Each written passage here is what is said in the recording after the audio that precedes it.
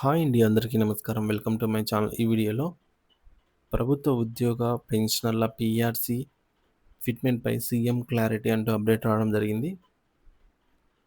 So, దీనికి సంబంధించిన పూర్తి వివరాలు ఈ వీడియోలో తెలుసుకుందాము. వీడియో అయితే ఎక్కడే కానీ స్కిప్ చేయకుండా ఎండ్ వరకు చూసేయండి. అప్పుడే ఇన్ఫర్మేషన్ పూర్తిగా అర్థమవుతుంది.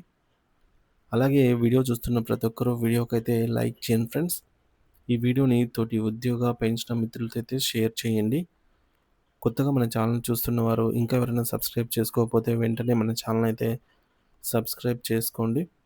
సబ్స్క్రైబ్ చేసుకోవడం వల్ల నేను చేసే ప్రతి ఒక్క వీడియో మీ వరకు రీచ్ అవుతుంది. ఇక ఆలస్యం చేయకుండా వివరాలకైతే వెళ్ళిపోదాము.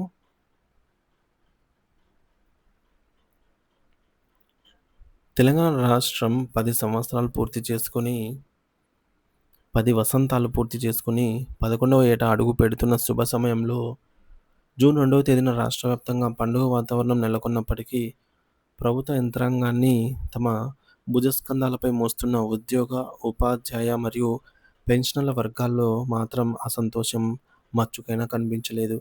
రాష్ట్ర ఆవిర్భావ దినోత్సవాన్ని పురస్కరించుకొని ప్రభుత్వం ఎన్నో వేడుకలు ఘనంగా నిర్వహించింది. కానీ ఆ సంబరాల వెలుగులు లక్షలాది మంది ఉద్యోగుల ఇళ్లల్లోకి మాత్రం చేరలేదు.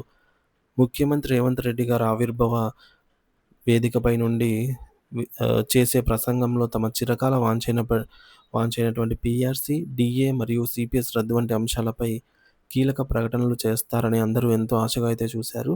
కానీ ముఖ్యమంత్రి తన సుదీర్ఘ ప్రసంగంలో ఉద్యోగుల ప్రస్తావనే లేకపోవడంతో వారి ఆశలన్నీ అడియాశలైతే అయ్యాయి. ఆవిర్భావ కానుకగా ఏదైనా శుభవార్త వింటామని టీవీల ముందు వేదికల వద్ద నిరీక్షించినటువంటి ఉద్యోగ లోకానికి కేవలం మౌనమే సమాధానంగా మిగిలిపోయింది. రాష్ట్ర పరిపాలనలో కీలక పాత్ర పోషించే ఉద్యోగులు, ఉపాధ్యాయులు మరియు పెన్షనర్ల సమస్యల పట్ల ప్రభుత్వం చూపుతున్న ఈ ఉదాసీనత వారిని తీవ్ర ఆవేదనకు గురిచేస్తోంది. అసలు ఉద్యోగుల పట్ల ప్రభుత్వ వైఖరి ఏంటి అనే ప్రశ్న ఇప్పుడు ప్రతి ఉద్యోగి మదిలోనూ మెదులుతోంది.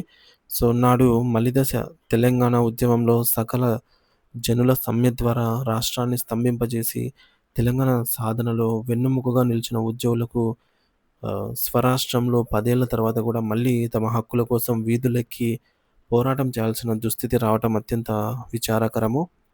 జూన్ 2వ తేదీ లోపల పీఆర్సీ నివేదికపై స్పష్టత వస్తుందని, పెండింగ్‌లో ఉన్న డీఏ బకాయిలు విడుదలవుతాయని జాయింట్ యాక్షన్ కమిటీ జేఏసీ భావించాయి. కానీ ఆ ఆశలన్నీ ఆవిరైపోయాయి.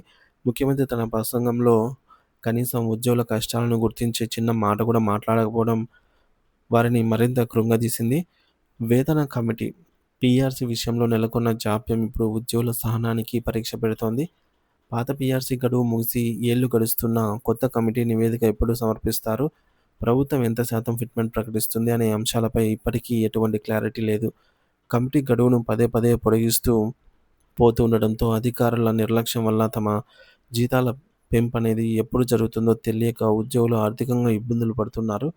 పెరిగిన నిత్యావసర ధరలతో సతమతమవుతున్న వారికి వేతన సవరణ ఒక సంజీవని లాంటిది. కానీ ప్రభుత్వం ఆ దిశగా అడుగులు వేయకపోవడంపై తీవ్ర వ్యతిరేకత అయితే వ్యక్తమవుతోంది. మరో ప్రధాన సమస్య 5 పెండింగ్‌లో ఉన్నటువంటి డీఏ, కరువు భత్యం బకాయిలు. గత ప్రభుత్వం నుంచి పేరుకుపోయిన ఈ యొక్క బకాయిలను విడుదల చేసి ఆవిర్భావ కానుకగా కనీసం 2 డీఏలనైనా ఇస్తారని ఉద్యోగులు వెయ్యి కళ్ళతో ఎదురుచూశారు. పదవీ విరమణ పొందినటువంటి పెన్షనర్లు తమ వైద్య ఖర్చులు, ఇతర అవసరాల కోసం ఈ బకాయిల వైపు ఆశగా చూస్తూ ఉన్నారు. కానీ ప్రభుత్వం ఈ అంశంపై కూడా ఎటువంటి ప్రకటన చేయకపోవడం వారిని నిరాశలో అయితే ముంచెత్తింది.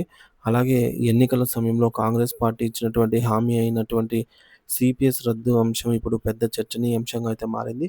కాంగ్రెస్ అధికారంలోకి వస్తే పాత పెన్షన్ విధానాన్ని ఓపీఎస్ పునరుద్ధరిస్తామని నమ్మబలికిన నేతలు ఇప్పుడు ఆ ఊసే ఎత్తకపోవడం గమనార్హం. పాత పెన్షన్ కోసం పడిగాపులు కాస్తున్న ఉపాధ్యాయులకు ప్రభుత్వం మౌనం ఒక పెద్ద దెబ్బలాగా అయితే మారింది. ఉద్యోగుల రిటైర్మెంట్ బెనిఫిట్స్ విడుదల చేయడం, హెల్త్ కార్డుల పంపిణీ వంటి విషయాల గురించి అక్కడక్కడ ప్రభుత్వం మాట్లాడుతూ ఉన్న అసలైన పీఆర్సీ, డీఏ, సీపీఎస్ రద్దు వంటి ప్రధాన డిమాండ్లపై సీఎం రేవంత్ రెడ్డి గారు మౌనం దాల్చడం పట్ల ఉద్యోగ సంఘాలు తీవ్ర అసంతృప్తి వ్యక్తం చేస్తున్నాయి. ప్రభుత్వం తమ సమస్యల పరిష్కారం కోసం ఇచ్చిన డెడ్‌లైన్‌లు దాటిపోతున్నా స్పందించకపోవడం వారిని చులకనగా చూడటమేనని వారు భావిస్తున్నారు. రాష్ట్ర అభివృద్ధికి వెన్నెముకగా నిలిచిన పట్టించుకోకపోతే రానున్న రోజుల్లో మళ్ళీ ఉద్యమ బాట పట్టక తప్పదని వారైతే హెచ్చరిస్తున్నారు.